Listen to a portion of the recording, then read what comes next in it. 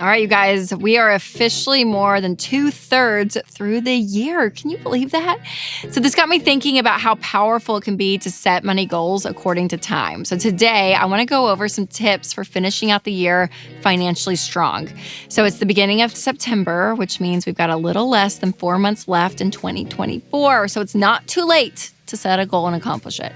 And sometimes having a specific finish line is all you need to stay motivated and to make major progress. So let's talk about some simple changes that you can make to see big impact in no time.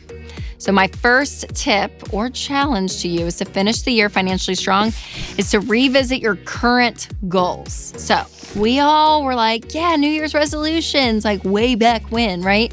And then it gets to February, we're off track. I mean, it's just crazy. But that doesn't mean that you're doomed for the rest of time. So looking ahead at 12 months can be really daunting, but looking ahead just 4 months feels a little bit better, a little bit more doable. So let's say you set a goal back in January, go back to your January goals, and maybe it was a goal to set an extra $100 a month towards your mortgage. Well, if you haven't stuck to that goal the way you wanted to, what if you set a new and improved goal of saying, hey, what if I put $500 towards my mortgage by the end of this year? Or have you ever set a goal and it was just really low? Then revisit some of the areas that maybe you've been crushing it and see, okay, if we can up the ante just for a few months. So adjusting your goals is a great way to have success when it comes to your money. And even here at Ramsey, different business units will get up and speak to the entire company every single week to report their recent goals. So it's not unusual for them to say, yeah, we initially hit the number that we wanted, but we saw progress and we went ahead and increased our original goal.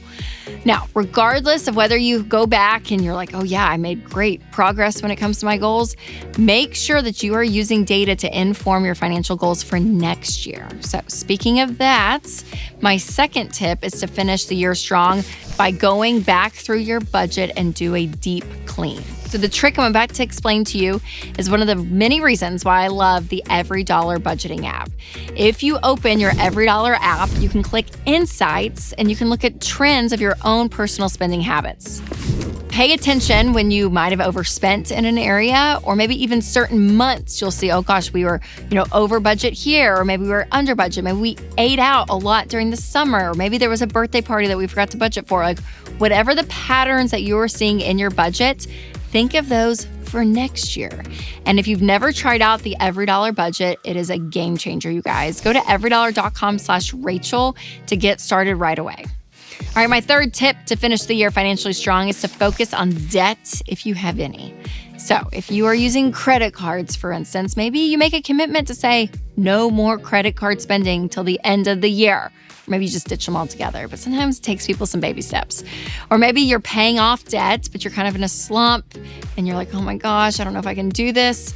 Remember, time is on your side. Get motivated again and have those bite-sized goals for the end of the year to keep you going. Ask yourself, what's one goal that could be a quick win for you by the end of 2024? And sometimes it's worth it to focus on just one thing to get that momentum going, okay? So you guys can do this. Ditch that debt by the end of the year. Make progress towards it.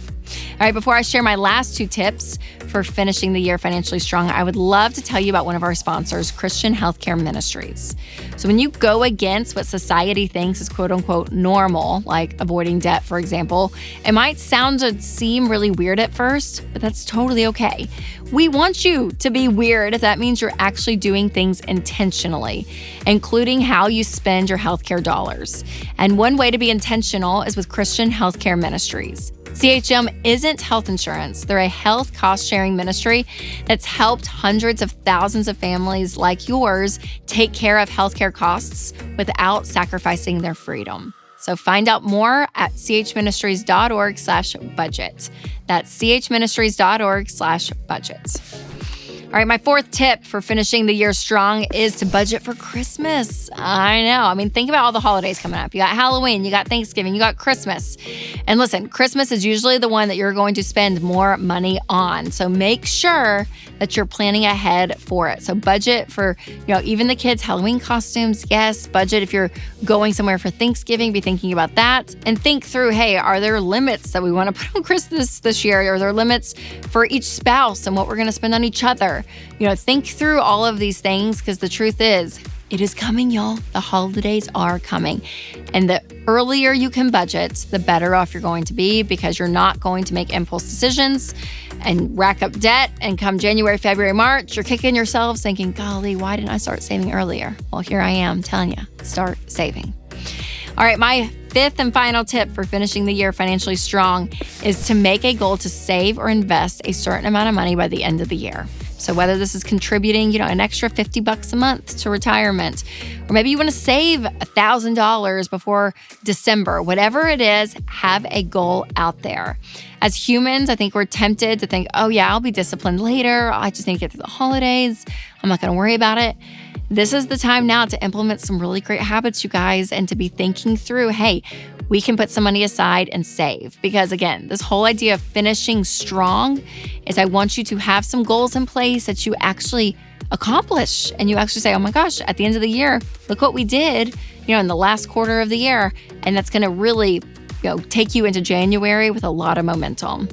All right, here's a little bonus tip for you. If you've ever grabbed one of our favorite Ramsey goal planners, you need to grab yours today. The newest one is out. So shop the link in the description so you can order yours for the new year and be sure you're planning all things life and money. And if you haven't checked out my episode on feeling financially behind with my friend Dawn, aka Minimal Mom, make sure to check that out. All right, you guys, as always, make sure to take control of your money and create a life you love.